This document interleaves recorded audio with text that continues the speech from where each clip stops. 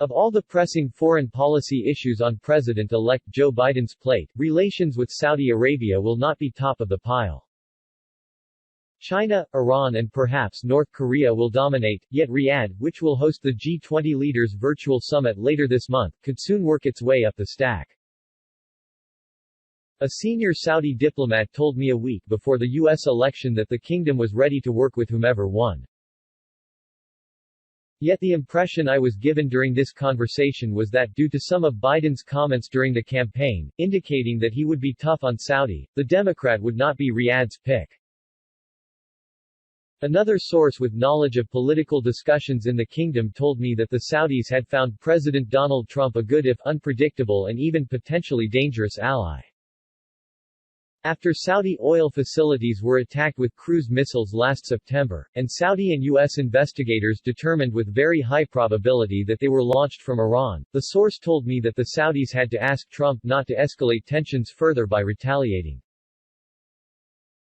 They genuinely thought he could trigger a war by accident, he said. Others within the kingdom worry that Biden could be a reset to the Obama years, which they believe was soft on Iran, and potentially unreliable for their security.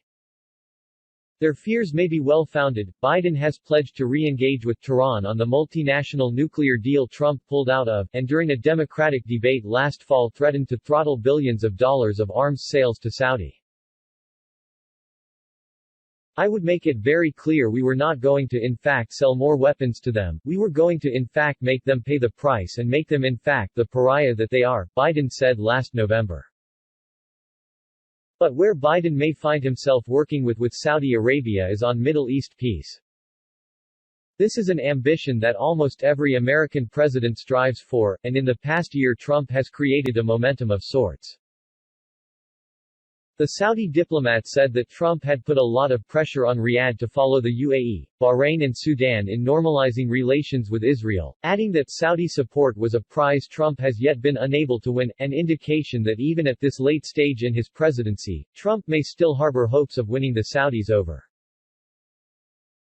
Trump and his son-in-law and senior advisor, Jared Kushner, have achieved some movement in the region, but fallen far short of what the outgoing president originally promised, a long-term peace deal between Israelis and Palestinians. Kushner ran point on making deals that gave the appearance of quid pro quos. The UAE would get sophisticated US F-35 fighter jets, and Sudan would be removed from the U.S. list of state sponsors of terrorism, although all sides deny these transactions were part of the agreements. Congress has yet to sign off on the fighter jets, and Sudan remains on the State Department's terror list. At the time I met the diplomat, rumors were circulating that Riyadh was holding out on its commitments to Trump in case it needed to barter with Biden, but the diplomat said that wasn't true, and laid out the facts as he saw them. Saudi Arabia will always act out of their own national security interests, he said, but it also has an outsized relevance on the very emotive issue of Palestinian statehood as Saudi decisions will shift other Muslim nations to follow. Saudi King Salman bin Abdulaziz Al Saud is the custodian of Islam's two holiest sites, Mecca and Medina, giving him a legitimacy and clout in the religion that is unrivaled by any other person. The Saudi government believes he is central to winning over the world's 1.8 billion Muslims, but a wrong call by him could be disastrous for the kingdom, leaving it open to accusations of selling out and abandoning the Palestinians. The diplomat told me he thought it 90% unlikely the king would back Trump's plan. Yet it is clear that when his son, Crown Prince Mohammed bin Salman, takes the throne, which could happen on Biden's watch, the calculations could change. Saudi's current position on Palestinian-Israeli peace is a two-state solution based around the 1967 borders. This is what Saudi leaders have been trying to get feuding Palestinian factions to unite around for well over a decade. In 2007 they briefly believed they had succeeded, but agreement fell apart and Saudi frustrations with the Palestinians have been growing steadily ever since, the diplomat told me. The diplomat said that in a relatively recent meeting with a Palestinian official, he warned him that time was running out, that in 10 years no one will care about the Palestinians.